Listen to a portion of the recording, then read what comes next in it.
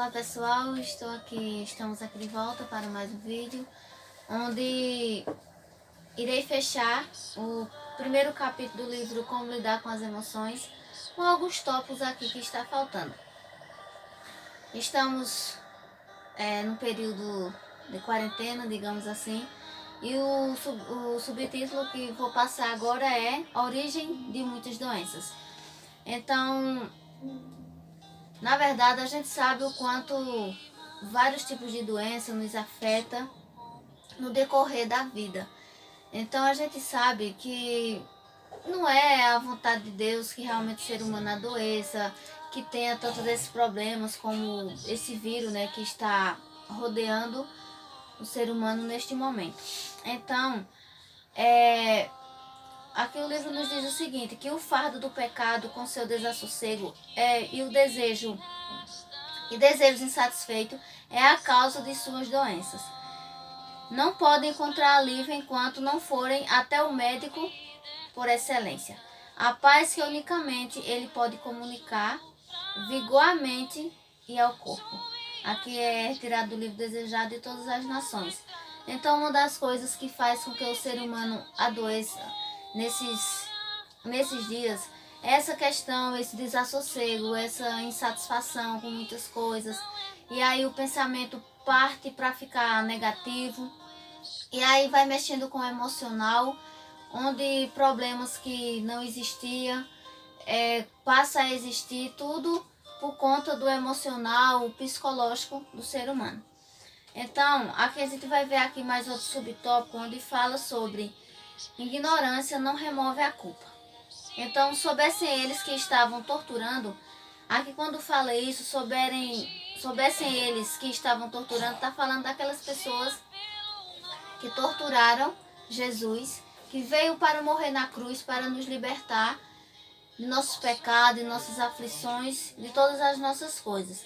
Só que aquelas pessoas, elas estavam ali sendo ignorantes, pois elas não sabiam.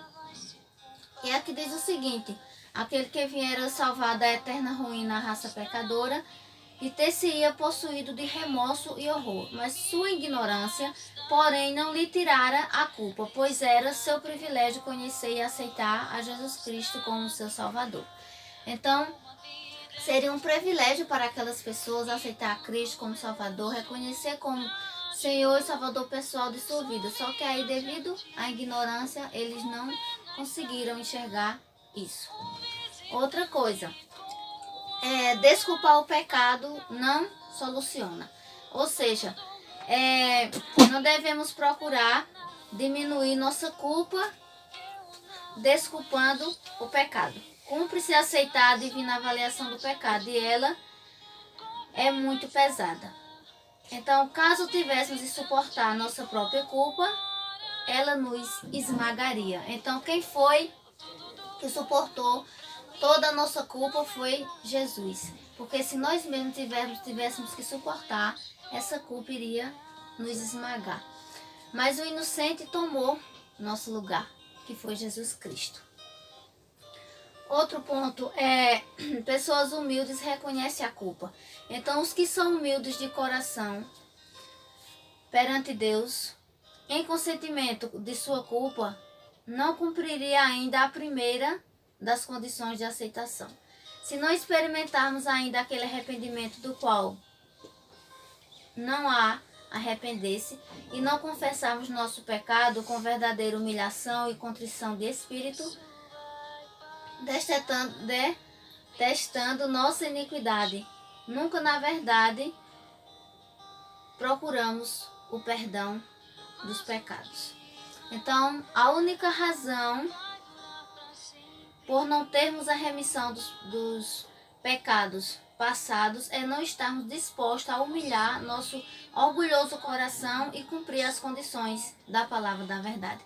Ou seja, o orgulho de cada um de nós muitas vezes impede que a gente se achegue a Cristo com amor, com humildade, com arrependimento verdadeiro. A confissão misturada com lágrimas e tristeza, que é o desabafo do íntimo da alma, encontra caminho para o Deus de infinita piedade. Diz o salmista: perto está o Senhor dos que têm o coração quebrantado e salva os contritos de espírito. Testemunho para a Igreja, volume 5, páginas 636 e 637. Aqui nós temos também outro, né, que a gente já está perto aqui. Abandonar o pecado é fundamental. Por exemplo, é neste ponto que você se sujeita à condenação ao continuar pecando. Só que pelo poder de Cristo, deve cessar de pecar. Todas as providências foram tomadas para que a graça habite em você e o pecado se torne aquela coisa odiosa que de fato é o pecado. Se alguém pecar, não deve se entregar ao desespero e falar como um homem perdido para Cristo. Porque tudo que o inimigo quer é isso.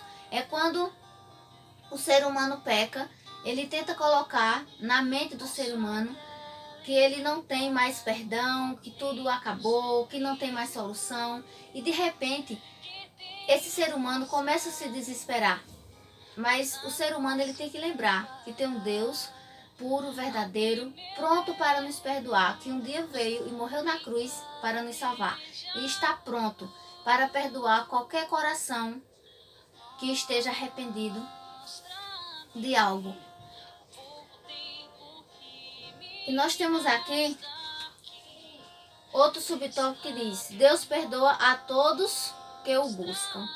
Deus, com justiça, ele condena a todos que não aceitam a Cristo como seu salvador pessoal, mas ele perdoa todo aquele que dele se aproxima com fé e os habilita a fazerem a obra de Deus e pela fé estarem unidos com Cristo.